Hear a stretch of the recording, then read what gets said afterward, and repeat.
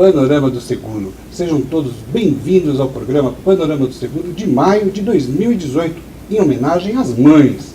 Eu sou Paulo Alexandre e o programa, a partir desta edição, terá 2 edições por mês e irá ao ar na primeira e na segunda quinzena de cada mês. Tem mais novidades. Todo mês o Panorama do Seguro irá entrevistar um convidado. Ao meu lado está o primeiro convidado do Panorama do Seguro, o senhor Antônio Fiola. Fiola, muito prazer, muito bom você recebê-lo aqui. Obrigado. Fiola é presidente do Sindirepa. E ao meu lado também está Francisco Gariza, que é o consultor econômico do Sindiceg de São Paulo. Tudo bom, Francisco? Tudo bem, Paulo. Como sempre, um prazer estar aqui do teu lado. Esse é o programa Panorama do Seguro, que pretende fazer uma análise econômica do setor, agora 2 vezes ao mês. É uma realização do Sindicato das Seguradoras e Resseguradoras do Estado de São Paulo, Sindiceg SP. Obrigado a todos que interagiram conosco. Por favor, nos enviem sugestões, críticas e perguntas para o e-mail producal@panoramadoseguro.com.br ou por WhatsApp São Paulo 11 989 10 30 50. Você vai ver a seguir a análise dos comentários, dos fatos que se destacaram e um bate-papo com o nosso convidado, o senhor Antônio Fiola, presidente do Sindirepa. Gariza, vamos falar da indústria de veículos. O que você trouxe para a gente? Paulo, até em função do nosso convidado hoje, né, eu preparei um gráfico que está ali, vocês estão vendo na tela. É um gráfico que mostra o valor acumulado móvel 12 meses, tá, da produção e do licenciamento de veículos no Brasil. Tá? Então, acumular. Então, vocês veem só o que está acontecendo. Tá? Em 2014, tá, o Brasil tinha em torno de 3,5 milhões a 4 milhões de veículos, tanto de produção quanto de licenciamento. Tá? E a gente enfrentou uma crise braba. E esse valor foi caindo de forma sistemática até que, mais ou menos, no final de 2016, a gente tinha um nível de quase 2 milhões de veículos, tanto de produção quanto de licenciamento, quer dizer, quase a metade, ou a metade, melhor dizendo. Né? A partir daí, essas 2 curvas, elas se divergem. Né? Ou a produção aumenta numa taxa maior do licenciamento, sobretudo por causa de exportação. Né? E aí vocês veem um gap, mais ou menos hoje, enquanto a produção de veículos é em torno de quase 2 milhões e 800, né? Quase 3 milhões de veículos ano, o licenciamento 2,2 milhões. Né? E isso mostra a crise econômica, o fenômeno da crise, que certamente influenciou o setor que o nosso convidado hoje representa, né? O sindicato que o nosso convidado representa. Então eu mostrei esse gráfico. Isso daí, obviamente, teve implicações claras no mercado de seguros, né? Em termos de prêmio de seguro de automóvel, enfim, toda uma interligação dos setores econômicos. Né? Paulo, Francisco, inicialmente queria agradecer o convite, agradecer a oportunidade e dizer que o Sindirepa é uma entidade que o Sindirepa Nacional agrega diversos Sindirepas estaduais. E, por mais incrível que pareça, a reparação de veículos no Brasil é mais antiga que a produção de veículos, porque a gente importava carros antes até mesmo de fabricá-los aqui no Brasil. É uma indústria muito forte, a gente tem hoje no país algo em torno de 100 mil empresas, das quais 25% atuam aí na área de colisão, então nós temos aí aproximadamente 25 mil empresas na área de colisão. E, por incrível que pareça, também é um setor muito maior do que o setor de concessionárias, enquanto a gente tem aí no Brasil máximo em torno de 24, 25 mil concessionárias, a gente tem 4 vezes o número de oficinas. É óbvio que fisicamente elas são empresas menores, né? E são empresas também com menos colaboradores, mas que estão muito mais pulverizadas. Gera muito emprego também? Geramos em torno de 700 mil empregos. Nossa, muita coisa. É bastante muita coisa. Porque por uma frota aí de 47, 48 milhões, a gente atende a quase 80% dessa frota. Por quê? Porque todo veículo fora do período de garantia acaba indo para a empresa de reparação independente. Então, quando você citou aí todos os dados dos recordes de 2013, por que o nosso setor não sofreu tanto com a crise? Porque todos esses carros do recorde da indústria estão saindo do período de garantia e vindo para a reposição. Então a gente acaba conseguindo manter um status razoável, o que não acontecia nos recordes da indústria automobilística. Porque quando a indústria vende muito carro, o consumidor quer trocar de carro e não quer reparar. Então o movimento é diferente e aí a gente fica sem mão de obra. Porque tanto a indústria de autopeças quanto a indústria de produção de veículos acaba assimilando a mão de obra. Então a gente tem falta de mão de obra e um ticket médio complicado. O Sindirepa Nacional vem aí há aproximadamente 6 anos, congregando todos os Sindirepas, onde a gente tem atuado muito na parte institucional. Então hoje a gente se preocupa com a edição de normas técnicas, a gente tenta formalizar o setor o máximo possível, porque foi sempre um setor de empresas pequenas, empresas relativamente informais, e a gente vem lutando muito para essa formalização. A prova disso, nós escrevemos o livro da História da Reparação, porque a nossa história de 20 anos para cá, ela é muito fácil de ser contada através do Google. Mas a história que a gente tinha de pessoas, e para você ter uma ideia, a gente pegou pessoas desde a época de gasogênio, todas as invenções, primeiro o Salão do Automóvel, nós contamos toda a história aqui, que é para ficar realmente marcado a força dessa indústria, né?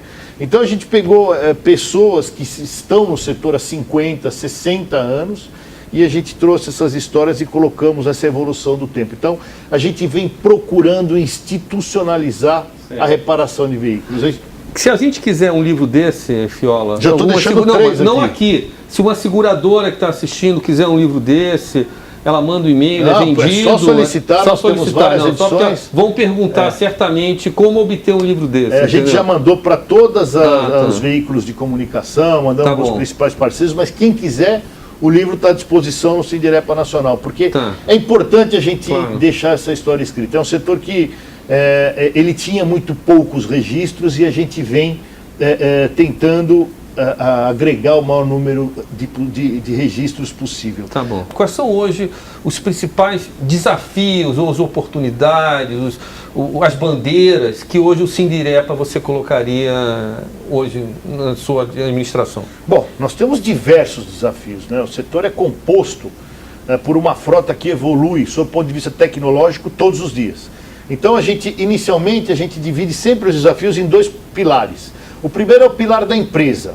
Então, eu tenho que lutar para que esse reparador se formalize da melhor maneira possível, para que ele procure estar atento às novidades sob o ponto de vista gerencial do negócio dele, porque a grande maioria desses reparadores veio oriundo de montadoras, de concessionárias, são ex-colaboradores, então a gente luta por essa formalização. Ao mesmo tempo, dentro desta empresa, a gente tem que tentar capacitar esse profissional, esse cara que trabalha na oficina, esse colaborador, ele tem que estar capacitado para esta frota que vem circulando.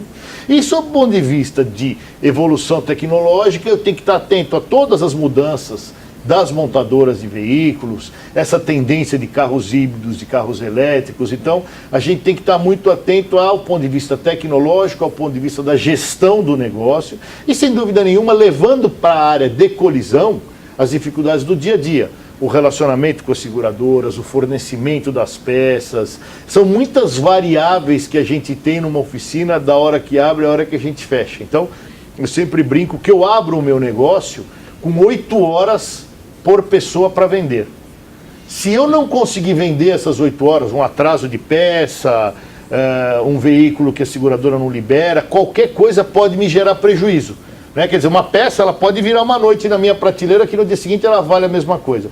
A hora do meu colaborador, se eu não conseguir lotar ela todos os dias, é dinheiro perdido.